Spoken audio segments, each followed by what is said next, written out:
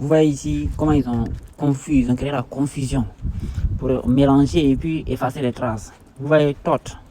Thoth, c'était le dieu, on dit, de la connaissance en Égypte antique.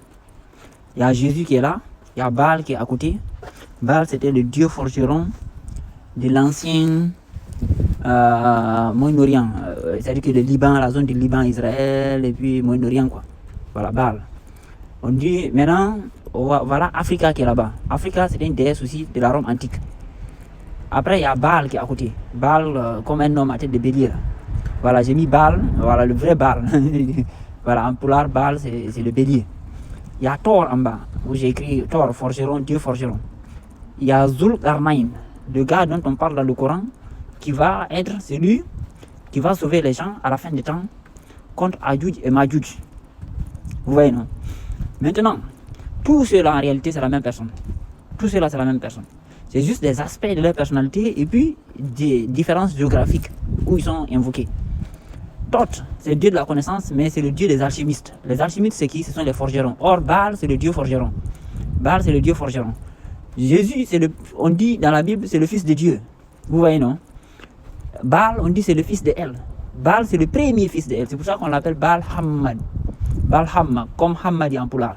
Le premier-né s'appelle Hammadi chez les Peuls. Donc lui, Baal, on l'appelait Baal Hammadi. Voilà, notamment dans la zone du Maghreb. Maintenant, Jésus, on dit aussi c'est le premier fils de Dieu. Maintenant, Jésus, là, il est fils du Père. Père, ça vient de Pat.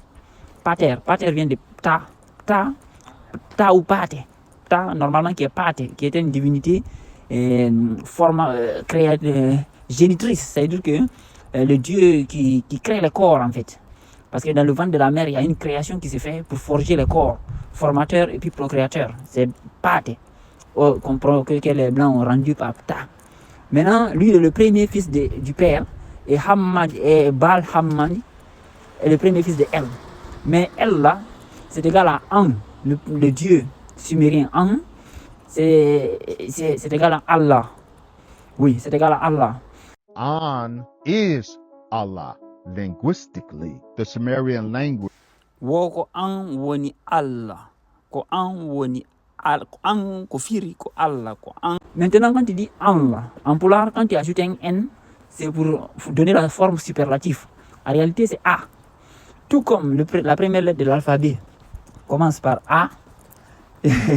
Donc le nom du Dieu Allah, c'est A. Et A, c'est le premier son qui sort même de la bouche d'un bébé. Maintenant, quand on dit le Dieu Ya, Ya, en fait, c'est Ya-A. Le Dieu Ya, ou bien Ya, c'est Ya-A. C'est-à-dire que toi, A, toi, Allah, Allah, c'est Allah. C'est ça qui a donné An. C'est le même Dieu. Par exemple, en polar, quand on dit Awadi, c'est-à-dire tu as fait. Si on dit Anwadi, c'est-à-dire aussi c'est toi qui as fait. Donc le An et le A, c'est la même chose dans la langue polar, dans le fulfulde. Donc, et Jésus est égal à Thoth. Thoth est un alchimiste. Les alchimistes étaient des forgerons. Voilà. Et maintenant, vous regardez Africa, là, la déesse Africa. D'où vient le nom Afrique? Parce qu'ils disent que c'était une déesse, c'était le nom Africa, c'était dans le Maghreb. Ça, c'est faux. En fait, c'est parce qu'ils veulent pas. En fait, ça les arrange pas qu'on chasse que le nom Africa vienne de la Rome antique. Voilà. La déesse Africa, là, elle avait même des pièces de monnaie dans l'Empire romain. Alors qu'aucune autre déesse n'avait de. Moi, j'ai pas vu, en fait. Peut-être il y en a, mais j'ai pas vu. Les déesses connues, là. Les déesses connues, je ne sais pas si c'est l'Aphrodite et autres, là. Vous n'allez pas voir des pièces de monnaie d'Aphrodite. Mais Africa avait des pièces de monnaie. Dans une face, c'est elle qui est mise là-bas. Dans l'autre face, c'est l'empereur romain. Donc ça veut dire que c'était une déesse de premier plan. Mais on en parle rarement. On vous parle d'Apollon, voilà, des autres divinités, quoi, des Zeus, mais on parle rarement d'Africa. Et pourtant, Africa, c'est une déesse majeure. Et Africa, sous le nom Africa, il n'y avait pas au Maghreb.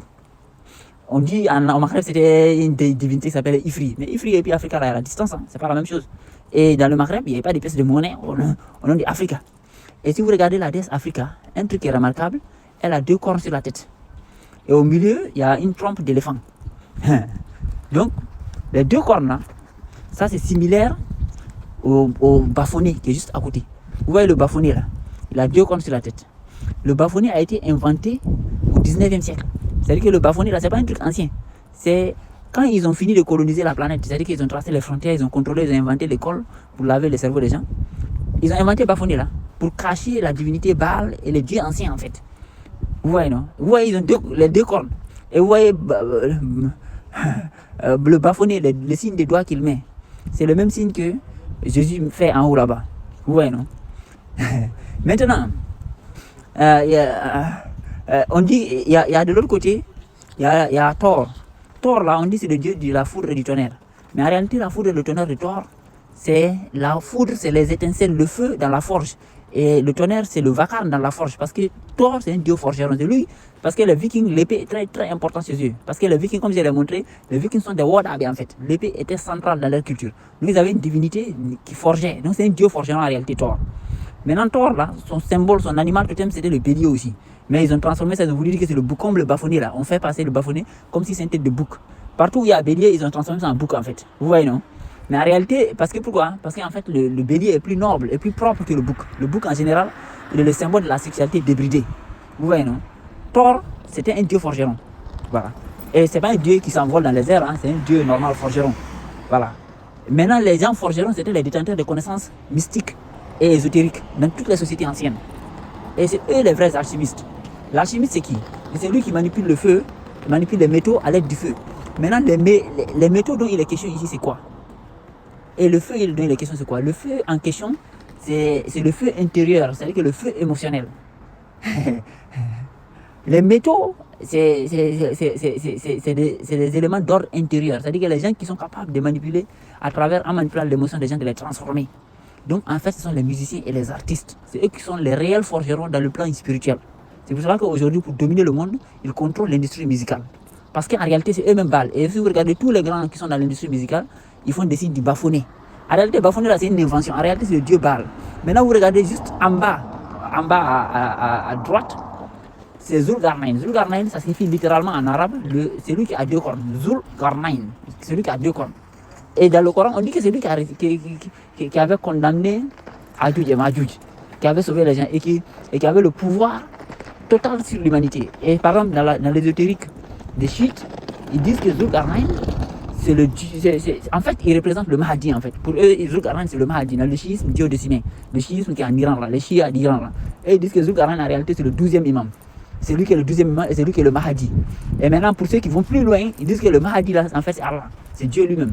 Parce que Mahdi fait une fille, c'est lui qui se guide lui-même. Le grand guidé, c'est lui qui se guide lui-même en fait, Mahdi. Vous voyez, non? Or, maintenant, tout comme Elijah a enseigné, que c'est lui qui se guide lui-même, c'est seulement Allah. Parce que si tu te guides toi-même, c'est-à-dire qu'il n'a pas besoin d'un Dieu pour te guider. Donc, c'est pour ça que Master Fard Mohammed qui est venu aux États-Unis, ils disent que c'est Allah. Parce que lui, il n'est pas venu en disant voilà, j'ai un maître là-bas. C'est lui-même qui est son propre maître. Il est le self-guided one. Il est celui qui se guide lui-même. Donc, en réalité, tout ça là, c'est le même concept. Et donc, quand vous voyez ici Africa, ça, ce n'est pas relatif à un territoire, c'est relatif à des adorateurs d'une divinité. Mais les enfants de Caïn, qu'est-ce qu'ils ont fait? Ils ont traversé la divinité pour prendre la version négative. Vous voyez, non? Pour contrôler les gens et cacher le secret.